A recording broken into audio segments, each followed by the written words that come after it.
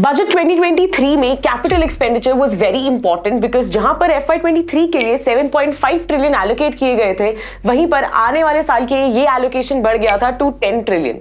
उसके बाद affordable housing via प्रधानमंत्री आवास योजना की बात करें तो FY23 तक जहां 48,000 करोड़ का एलोकेशन था, वो भी बढ़कर हो गया 79,000 करोड़। प्रभुदास लीलाधर की एक रिपोर्ट है जिनमें उनका कहना है that Indian real estate sector will grow by 17.7% in the coming year, यानी कि जो हमारा ग्रोथ है, कैगर है, यानी कि कंपाउंडेड एनुअल ग्रोथ है, वो 1 ट्रिलियन से बढ़ जाएगी कब तक? 2030 तक। तो अगर अब हम रियल एस्टेट सेक्टर की बात कर रहे हैं तो उससे कोरिलेटेड जो सेक्टर है वो है construction material. And construction material जहां पर FY22 में 1.3 ट्रिलियन तक का था, तो वही FY26 तक उसका जो टारगेट है वो कितना है? 2.7 ट्रिलियन। बट अब प्रॉब्लम ये है कि जिसकी ग्रोथ आगे आने वाले 5 सालों में 8 से 12% है, उसमें आप सेक्टर्स जानते हैं कौन कौन से हैं? Paint, pipes, wood panels, tiles, metal, cement etcetera. Invest किस में करना है?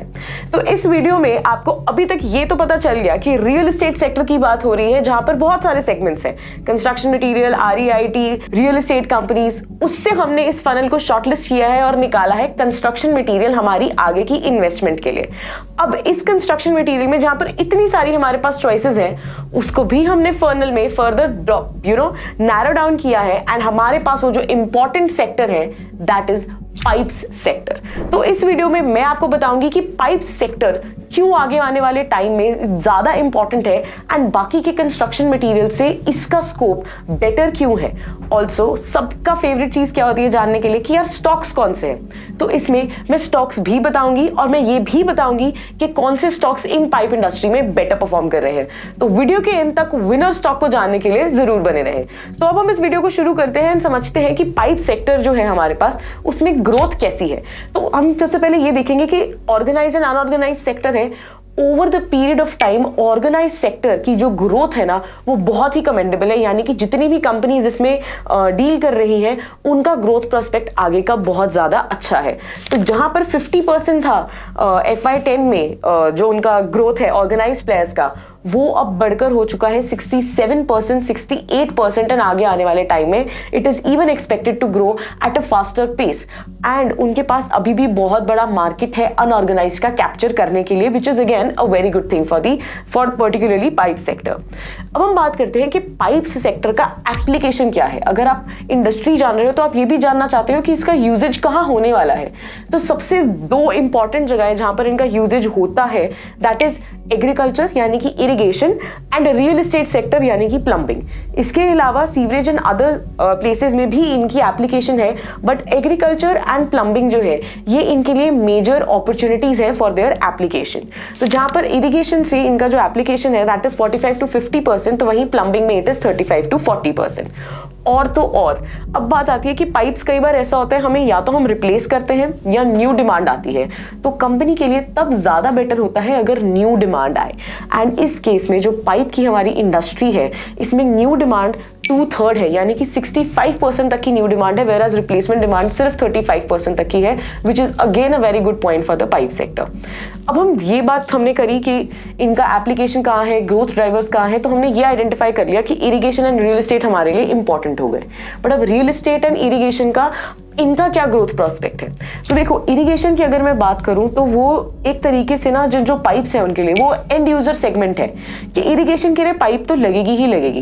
And you will be surprised to know कि इंडिया में 160 मिलियन हेक्टेयर का जो लैंड है ना, उसमें से आधा लैंड भी ऐसा नहीं है जहां पर फुल फ्लेजेड इरिगेशन फैसिलिटी मौजूद हो।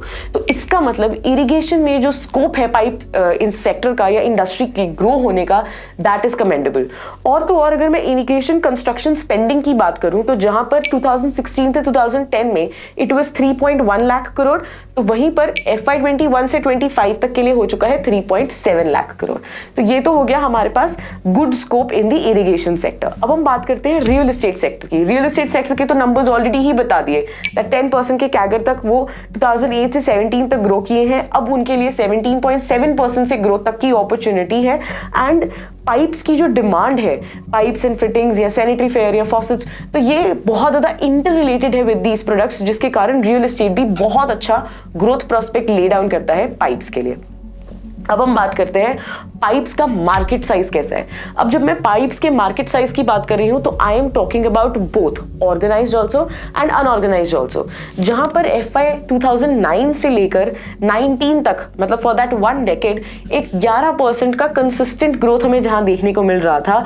अब इसके बाद जो वो ग्रोथ है वो बढ़ चुकी है फ्रॉम 11 to 12 to 13% कैगर, जो कि इस इंडस्ट्री के लिए काफी अच्छी बात है। बिकॉज देखो, ऑर्गेनाइज्ड बढ़ रहा है, बहुत अच्छी बात है, लेकिन अनऑर्गेनाइज्ड भी उसी पेस पे बढ़ रहा है, तो ये भी अच्छी बात है, because organised can take over that unorganised sector. इसके बाद हम बात करते हैं हमारे फेवरेट सेगमेंट की, which is let's talk about stocks. Stocks में अगर मैं आपको बताऊं तो आपको पता है कि जो इंडस्ट्री है पाइप्स वाली, ये कितना ग्रो हुई, ये ग्रो हुई 11 से 12% के कैगर पे, लास्ट 4 सालों में 12% के कैगर पे ग्रो हुई। बट अब मैं आपको बताती हूं कि जो स्टॉक्स हैं पाइप इंडस्ट्री के, वो स्पेसिफिकली कितने परसेंट से इंक्रीज हुए। तो सबसे पहले मैं बात करती हूं एस्ट्रल की, तो उसी टाइम पीरियड में एस्ट्रल ग्रो किया 19% से, Finolex 13%, supreme industries 17%, Apollo pipes 29% and Prince pipes 19%। यानी कि हमारी इंडस्ट्री 12% से ग्रो कर रही थी, लेकिन हमारे stocks were actually ruling the industry. अब हम बात करते हैं कि मार्केट शेयर का लीडर कौन है। तो मार्केट शेयर का लीडर जो है that is organised and unorganised both. Supreme Industries, क्योंकि उसके पास जो मार्केट शेयर है ऑर्गेनाइज्ड अनऑर्गेनाइज्ड दोनों में, वो है 12 से 13%, फिनोलेक्स में 7 से 8%, astral 7 to 8% and Prince pipes में भी 6 to 7%। अब हम अपनी फनल को और नैरो डाउन करते हैं एंड अब हम अंडरस्टैंड करते हैं कि कौन सी पाइप जो एक है, कौन सी ऐसा स्टॉक है, कौन सी ऐसी कंपनीज हैं जो पाइप के सेक्टर में अच्छा परफॉर्म कर रही है। तो हमारे पास सबसे पहला मैट्रिक्स आता है रियलाइजेशन। रियलाइजेशन मतलब कि जब हम एक यूनिट बेचते हैं तो उससे एवरेज रेवेन्यू कितना आता है एक यूनिट को बेचने पे। तो इस पॉइंट में बेशक हमारा जो मार्केट लीडर कौन था, दैट वाज सुप्रीम, 12 से 13% का उसके पास मार्केट शेयर है, लेकिन रियलाइजेशन में जो प्लेयर लीड कर रहा है that is astral. Because FY 22 की अगर मैं बात करूं तो उसने जो उसका रियलाइजेशन है that is 242 rupees per kg। So astral is the one which is leading यहां पर। लेकिन अब बात आती है कि एस्ट्रल के ये रियलाइजेशंस बेटर क्यों है। तो जो दो इंपॉर्टेंट प्रोडक्ट्स होते हैं पाइप्स के, that is PVC and CPVC। तो इन दोनों में ही जो CPVC है ना, वो एक्चुअली सब्सटैंशियली एक्सपेंसिव है एंड एस्ट्रल मेनली उसी में डील करता है, दैट इज वाई उसकी जो रियलाइजेशन है वो बाकी से बेटर है। अब हम बात करते हैं कि वॉल्यूम किसकी ज्यादा है। तो वॉल्यूम की अगर मैं बात करूं तो जिसका मार्केट शेयर सबसे ज्यादा था सुप्रीम इंडस्ट्रीज, उसने अपनी वॉल्यूम्स को भी मेंटेन करके रखा है एंड वो कंसिस्टेंटली एक ज्यादा वॉल्यूम जो है उस पर ट्रेड करता है। बिकॉज पर टन, मतलब जितना वो वॉल्यूम जनरेट कर रहा है that is 1,38,362 tons, which is like way beyond the other competitors जो उसके लिए एग्जिस्ट करते हैं। अब हमारे पास नेक्स्ट मैट्रिक्स आता है दैट इज एबिटा मार्जिन्स। अब जो हमारे पास एबिटा मार्जिन्स है उसमें जो स्टॉक लीड कर रहा है दैट इज फिनोलेक्स इंडस्ट्रीज। क्योंकि उनके मार्जिन्स इतने बेटर क्यों है, बिकॉज PVC में ना एक रीजन होता है PVC प्रोडक्ट्स का, उन्होंने उसकी बैकवर्ड इंटीग्रेशन कर रखी है। देखो, जो भी आपका रॉ मटेरियल है, अगर आप उसकी बैकवर्ड इंटीग्रेशन अपनी ही कंपनी में कर रहे हो तो आपको एक्चुअली एक you are hedged by the risk कि रॉ मटेरियल प्राइसेस अगर ऊपर नीचे हो गए तो आपके मार्जिन्स इंपैक्ट होते हैं। क्योंकि फिनोलेक्स ने उसका बैकवर्ड इंटीग्रेशन कर रखा है, दैट इज वाई उनके मार्जिन्स बाकी के स्टॉक्स से बेटर है। अब हम बात करते हैं हमारे लास्ट मैट्रिक की एंड दैट इज एबिटा पर kg। एबिटा पर kg से हमारा मतलब है सेलिंग 1 kg ऑफ पाइप पे हमें कितना एक प्रोडक्ट पे बेचने पे कितना आता है। जब आप एक पाइप को बेचते हो, एबिटा पर kg, कंपनी कितना अर्न करती है 1 kg पाइप बेचने पर। तो उस केस में the company which is leading the charts that is astral. Astral क्यों? क्योंकि उसका जो रियलाइजेशन है वो बहुत ज्यादा है, दैट इज वाई यहां पर भी उसके लिए ये नंबर बेटर हो जाता है। So now we are coming back to our conclusion, जहां पर हमने स्टॉक्स की बात कर ली, हमने मैट्रिक्स की बात कर ली, that why particular stock is doing better in a particular metrics. Market share का लीडर सुप्रीम इंडस्ट्रीज, रियलाइजेशन में सबसे ज्यादा कौन रियलाइजेशन कर रहा है that is Astral, volume Supreme Industries, EBITDA margins better है फिनोलेक्स के, तो वहीं पर एबिटा पर kg बेटर है एस्ट्रल का।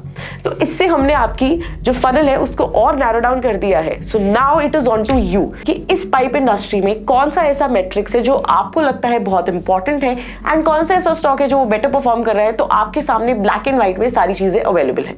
सो आई होप आपको ये वीडियो अच्छा लगा होगा, जहां पर आपको रियलाइज हुआ होगा कि कंस्ट्रक्शन मटेरियल का जो स्कोप है वो कितना पॉजिटिव है एंड स्टॉक्स कैसा परफॉर्म कर रहे हैं in the pipe sector. Video अच्छा लगा है तो लाइक करें, मैक्सिमम लोगों के साथ शेयर करें ताकि उनको भी ये फंडामेंटल जो एक्सेस है नॉलेज का मिल सके एंड उनका भी जो इन्वेस्टमेंट होराइजन है वो बड़ा हो सके। मिलते हैं आपको अगले वीडियो में। Thank you so much.